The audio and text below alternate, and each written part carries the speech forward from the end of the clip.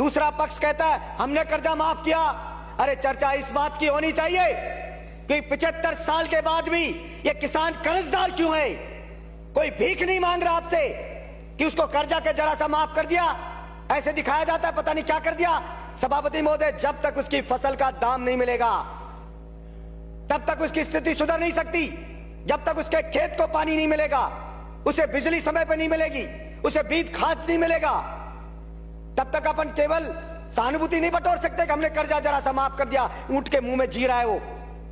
सभापति महोदय, मैं कुछ आंकड़े रखना चाहता हूं सदन में। 1967 में आईएएस की सैलरी हुआ करती थी 250 रुपए, जो आज वो 3 से 3.5 लाख रुपया महीना हो गई है। और वही 1967 में डीजल होता था सभापति महोदय 20 पैसे लीटर, और आज वो 100 रुपए लीटर हो गया है। सभापति महोदय, सोना होता था 200 रुपए का 10 ग्राम 1 तोला, आज वो 60,000 रुपए हो गया है।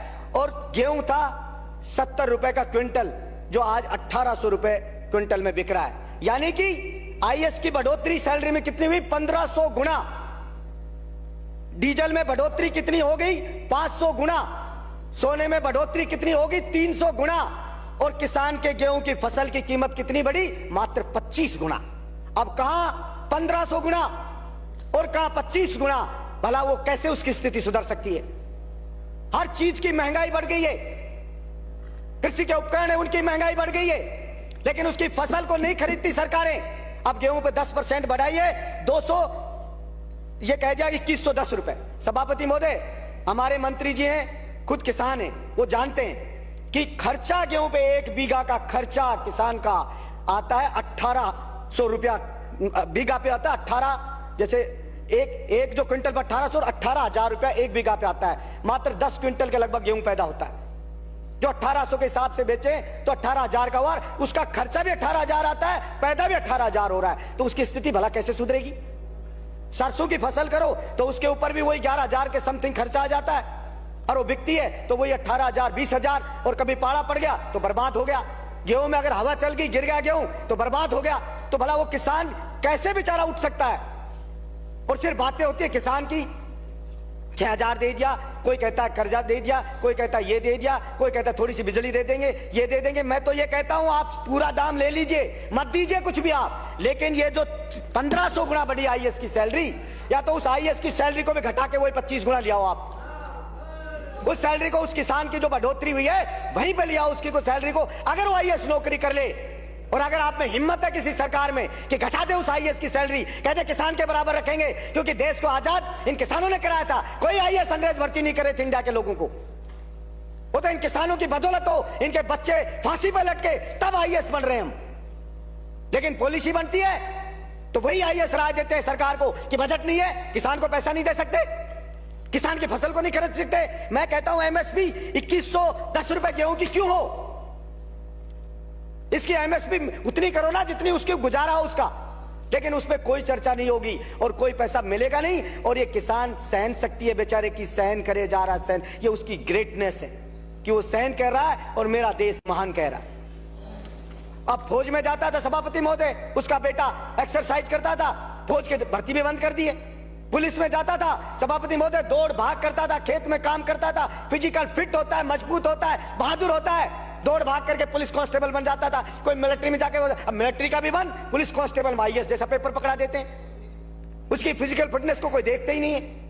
अब उसमें पेपर में कौन सेलेक्ट होता है? वही जो ट्रक चलाने वाला खरीद के 10 लाख मिलाया वो सेलेक्ट हो जाता है। इसलिए सभापति महोदय, मैं आपके माध्यम से सरकार से गुजारिश करता हूं कि केवल किसान किसान बात करने से नहीं होगा।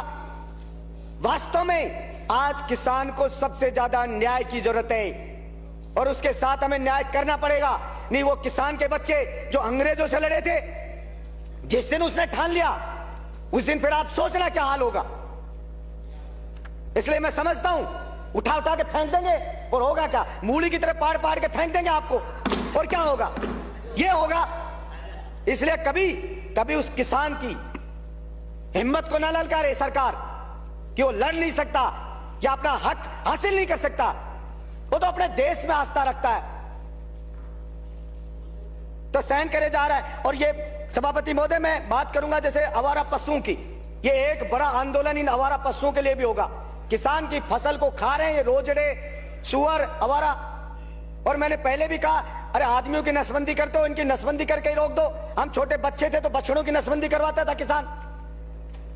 आवारा ये जब नंदी है उनकी नसबंदी कर दो। और गाय को अगर सच में बचाना चाहते हो, आप गौशाला में अनुदान देते हो, किसान को दो ना अनुदान, कि वो घर पे गाय को पाले। हम अनुदान देंगे तो किसान की स्थिति भी सुधरेगी और हमारी गाय माता भी बचेगी।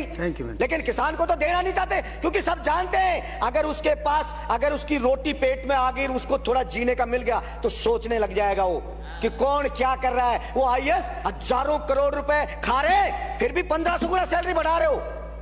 जाके देखो एक आईएएस बनता है तब क्या घर होता है उसका, और 5 साल बाद देखो उसके बच्चे मर्सिडीज में घूमते हैं, विदेश में पढ़ते हैं। क्या कभी सरकार ने पूछा है कि कहां से आ गया है पैसा? फार्म हाउस है बड़े बड़े, और बड़े बड़े मंत्री जाते हैं और जाकर फार्म हाउस में उसके पार्टी करके आ जाते। कभी पूछा किसी ने कि ये कहां से लिया? लेकिन कोई नहीं पूछा जाता।